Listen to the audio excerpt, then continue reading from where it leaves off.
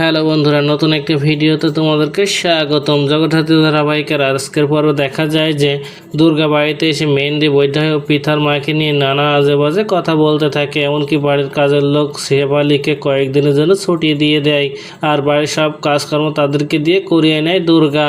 আর সেই সময় বাড়িতে চলে আসে চন্দ্রনাথ, আর দুর্গা তাকে উদ্দেশ্য করে বলে ডাক্তার শ্রীমতী সেন স্টেটমেন্ট দেবে, যারা যারা তার মাকে শেষ করতে চেয়েছিল তাদের কাউকে সে ছাড়বে না।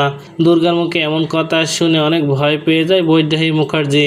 ওদিকে উৎসব দিব্যা আসেনের সাথে দেখা করে সেখান থেকে চলে যাওয়ার সময় দুর্গা ফোন করে উৎসবের কাছে, আর তাকে বাড়িতে আসতে বলে, কিন্তু উৎসব দুর্গাকে জানিয়ে দেয় সে বাড়িতে যাবে না।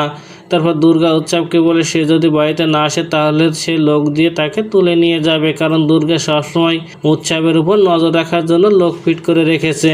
আর উৎসব বাড়িতে আসলে তাকে বাড়ির সবার সামনে বেধড়ক পিটাতে থাকে দুর্গা, আর স্বয়ম্ভু দুর্গাকে থামতে বলে। আর উৎসবকে অ্যারেস্ট করতে চাইলে দুর্গা তার বাবাকে বলে, না, ওকে আমি নিজে হাতে শাস্তি দেবো, কারণ ও আমার মাকে তুলে নিয়ে গিয়েছিল।